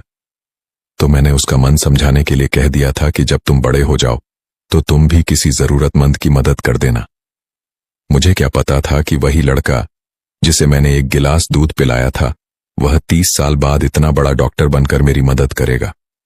लोग तो आज लेकर कल को भूल जाते हैं, लेकिन उस बच्चे ने मेरा वह एहसान अभी तक याद रखा है। मैं इस बात को सोचकर हैरान हूं कि डॉक्टर साहब वही बच्चा है। इधर मां बेटे आपस में बातचीत कर रहे थे, उधर डॉक्टर साहब पीछे खड़े होकर उनकी बातें सुन रहे थे। उनकी आंखों में आंसू थे और उन्हें बचपन का वह समय याद आ गया जब वह भूखे प्यासे उस मां के द्वार पर पहुंचे थे। डॉक्टर साहब आगे आकर उस मां को प्रणाम करते हैं और माता जी के पास बैठ जाते हैं। वह कहते हैं, मां, आपके कहे हुए शब्द आज भी मेरे कानों में गूंजते हैं। मैंने उन्हीं शब्दों को अपना संस्कार बना लिया। मैंने अपनी जिंदगी में बहुत दुख देखा है, लेकिन कभी हिम्मत नहीं हारी। मैं आपका बहुत बड़ा कर्जदार हूं। यदि आपने मेरे विद्यालय की फीस नहीं भरी होती तो आज मैं इतना बड़ा डॉक्टर नहीं बनता। मेरे पिताजी का सपना था कि एक दिन मैं इतना बड़ा बनूं, और वह सपना आपकी वजह से ही सच हुआ है। मां, यह आपकी ही देन है। मैंने तो आपको उसी दिन अपनी मां मान लिया था जिस दिन आपने ममता भरी छांव में बैठाकर मुझ भूखे को दूध पिलाया था। इतना कहने के बाद डॉक्टर साहब वह सारे पैसे लौटा देते हैं जो मां की दवाई में खर्च हुए थे, और मां के चरणों में अपना सिर रख देते हैं। अब मां डॉक्टर साहब को उठाकर अपने सीने से लगा लेती है। डॉक्टर साहब और मां की आंखें आंसुओं से भरी हुई थीं। जब यह दृश्य अस्पताल के सारे लोग देखते हैं तो सब हैरान रह जाते हैं, सबकी आंखें नम हो जाती हैं। साध संगत जी, यह बातें जो भी व्यक्ति समझ लेगा वह कभी गरीब नहीं रहेगा। पहली बात, मनुष्य को जीवन में आने वाले परिवर्तनों से घबराना नहीं चाहिए, बल्कि उन्हें यह सोचकर स्वीकार करना चाहिए कि उनके जीवन में कुछ और अच्छा होने वाला है। इन परिवर्तनों से मनुष्य बहुत कुछ सीखता है और वह सही राह पकड़ लेता है। जो अपने साथ हुई घटनाओं से टूट जाता है वह कभी आगे नहीं बढ़ पाता। दूसरी बात, अंधेरा चाहे कितना ही घना हो, एक छोटा सा दीपक उसे मिटा डालता है। उसी तरह अगर जीवन में कुछ अंधेरा आ जाए तो ज्ञान रूपी दीपक से अंधेरे को मिटाकर सही रास्ता ढूंढा जा सकता है। ज्ञान वह चीज है जो रंक से राजा बना देती है, भटके को सही मार्ग दिखा देती है। आप दूसरों का भला कीजिए, दूसरों पर दया करिए, तुम्हारा भला अपने आप होता चला जाएगा। आपको अपने जीवन में अगर किसी की मदद करने का सौभाग्य मिले तो जरूर करना।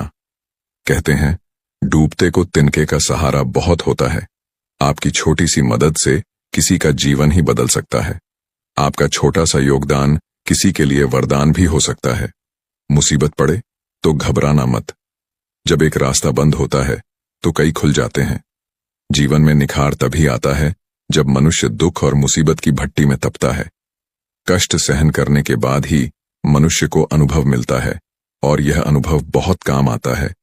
मनुष्य के दिन चाहे कैसे भी हों, चाहे कितनी भी कठिनाइयां उसके जीवन में आएं, परंतु उसे कभी भीख मांगकर खाना नहीं चाहिए।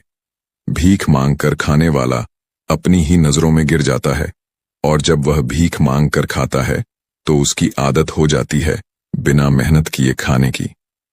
इसीलिए मनुष्य को हमेशा मेहनत करके ही खाना चाहिए, तभी मनुष्य सफल और आत्मनिर्भर बनता है।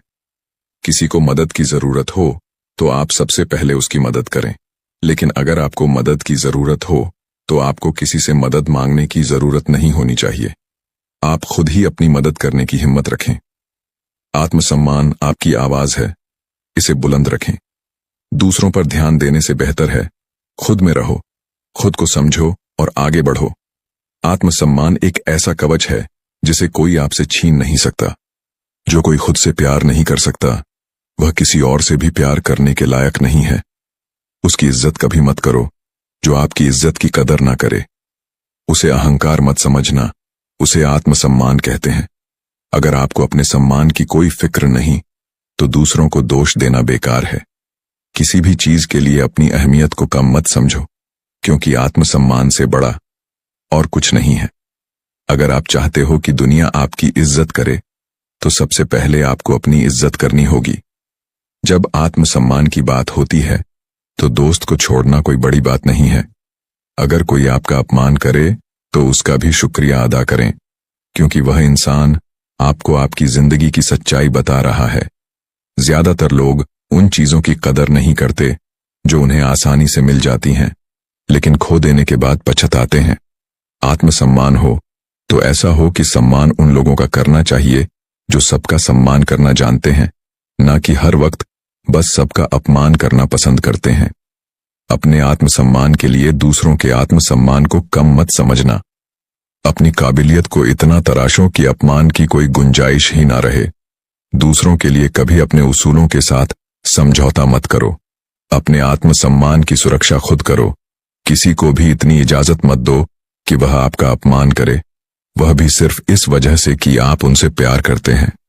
जब आपको लगे कि दूसरों को समझना मुश्किल है, तब आप खुद को समझना शुरू करें। दूसरों की भावनाओं का अपमान करते वक्त इतना याद रखें कि जो चीज आपके लिए कुछ नहीं, वह दूसरों के लिए बहुत कुछ हो सकती है। कमी अगर अपने आप में हो तो दूसरों को दोष देकर कोई फायदा नहीं। बस एक बार खुद को समझना शुरू कर दो, किस्मत आपको संवारना शुरू कर देगी। भरोसा करो कि जो काम तुम कर रहे हो वह सबसे अच्छा कर रहे हो। भरोसा करो, आपका काम कमाल का ही होगा। ख्वाहिश नहीं है कि हर कोई तारीफ करे, लेकिन कोशिश यही है कि कोई अपमान न करे। उम्र में हम तभी बड़े हो जाते हैं जब इज्जत हमें प्यार से ज्यादा प्यारी लगने लगती है। इज्जत और तारीफ मांगने से नहीं, कमाने से मिलती है। अमीर हो या गरीब, आत्मसम्मान पाने का हक सभी का होता है। हर किसी के सामने झुकना सही नहीं होता, और जो नजरअंदाज करे उसके पास रुकना सही नहीं होता। रिश्ते वही होते हैं जहां समझ होती है, समझौते नहीं। जिंदगी में कुछ ऐसा जरूर कर लेना चाहिए कि अगर किसी को मदद की जरूरत हो तो उसको आप ही याद आओ। यह दुनिया भी उसी का सम्मान करना पसंद करती है जो दूसरों के दम पर नहीं, अपने दम पर चलना जानते हो। अगर सम्मान पाने की ख्वाहिश है तो पहले सम्मान कमाना सीखो। लोगों को उतना ही बोलो जितना सुनने की हिम्मत रखो। सिर्फ बोलने की हिम्मत नहीं होनी चाहिए, सुनने की भी हिम्मत होनी चाहिए। उनका सम्मान हमेशा करो जो अपना काम छोड़कर आपको वक्त देते हैं। खुद को इतना बेहतर बनाओ कि जो लोग आपका अपमान करते थे वह लोग आपका सम्मान करने के लिए मजबूर हो जाएं। दुनिया को जानने से बेहतर है खुद को जाने। जब आप खुद को जानना शुरू कर दोगे, दुनिया आपको मानना शुरू कर देगी। हम भी दरिया हैं, हमें अपना हुनर मालूम है। साध संगत जी, दूसरों की भलाई कभी नहीं करनी चाहिए। बिच्छू से आप प्यार भी करेंगे तो भी वह डंक ही मारेगा। क्यों भरोसा करते हो तुम गैरों पर, जब तुम्हें चलना है अपने ही पैरों पर है। अगर जीवन में शांति पाना चाहते हो तो सबसे पहले आप अपने मन को शांत करो। तुम परवाह करना छोड़ दो लोगों की। लोग तुम्हें तकलीफ देना छोड़ देंगे।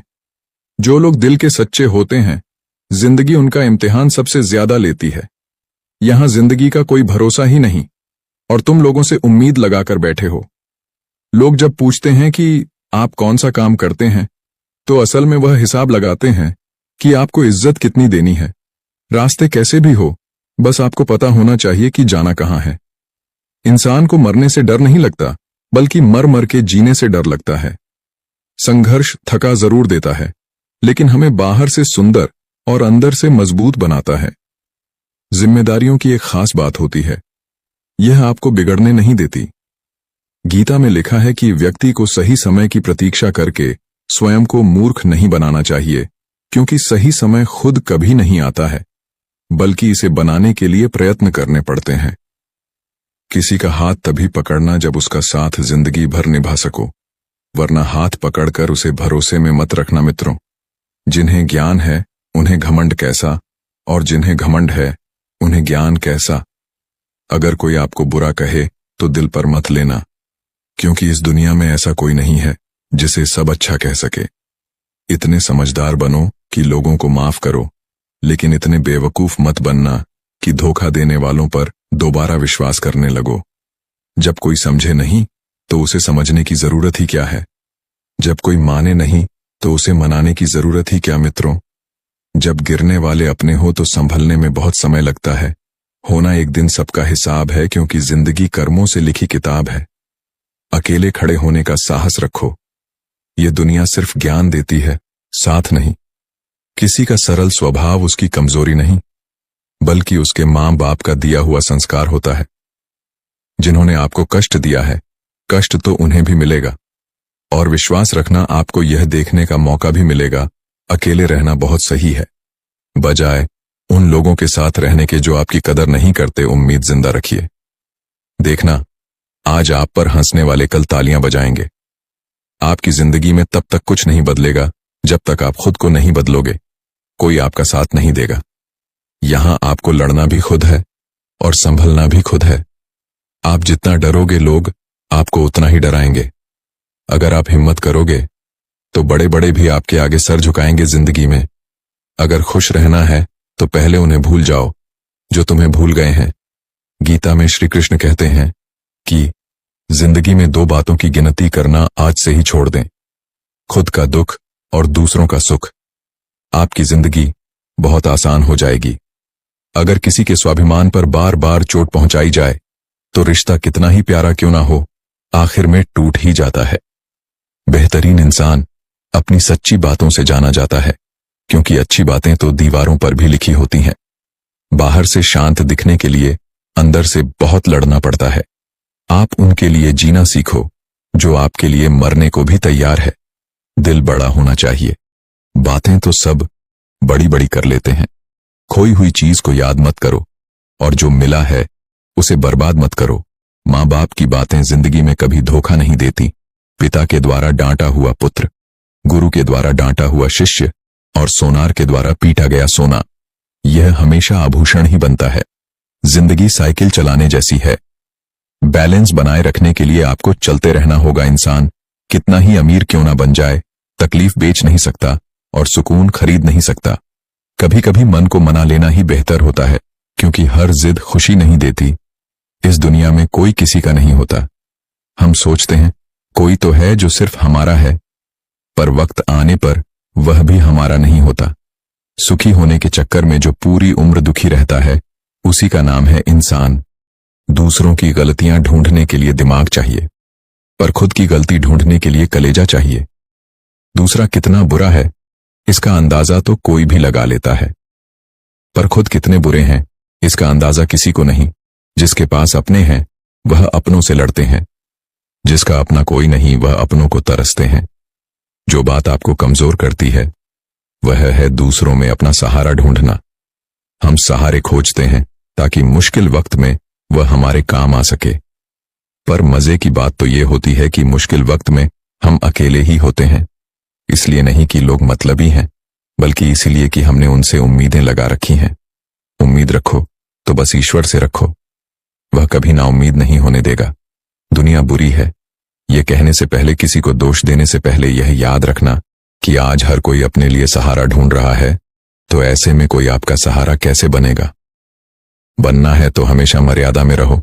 भगवान श्री कृष्ण कहते हैं कि मृत्यु एक अटल सत्य है, किंतु केवल यह शरीर नश्वर है, आत्मा अजर अमर है।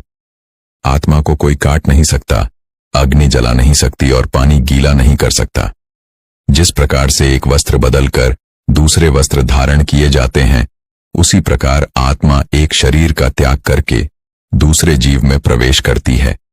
गीता में भगवान श्री कृष्ण ने कहा है कि मनुष्य को उसके द्वारा किए गए कर्मों के अनुसार ही फल प्राप्त होता है। इसलिए मनुष्य को सदैव सत्कर्म करने चाहिए। गीता में कही गई इन बातों को प्रत्येक व्यक्ति को अपने जीवन में मानना चाहिए।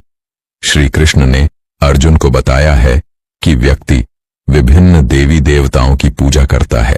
जिस तरह बुद्धि के लिए माता सरस्वती की पूजा, धन के लिए माता लक्ष्मी की और बाल के लिए हनुमान जी की पूजा की जाती है, उसी तरह प्रत्येक व्यक्ति किसी न किसी कार्य की पूर्ति के लिए अन्य देवी देवताओं की पूजा करता है, लेकिन वह श्रद्धा भाव अंत में मेरे लिए ही होता है।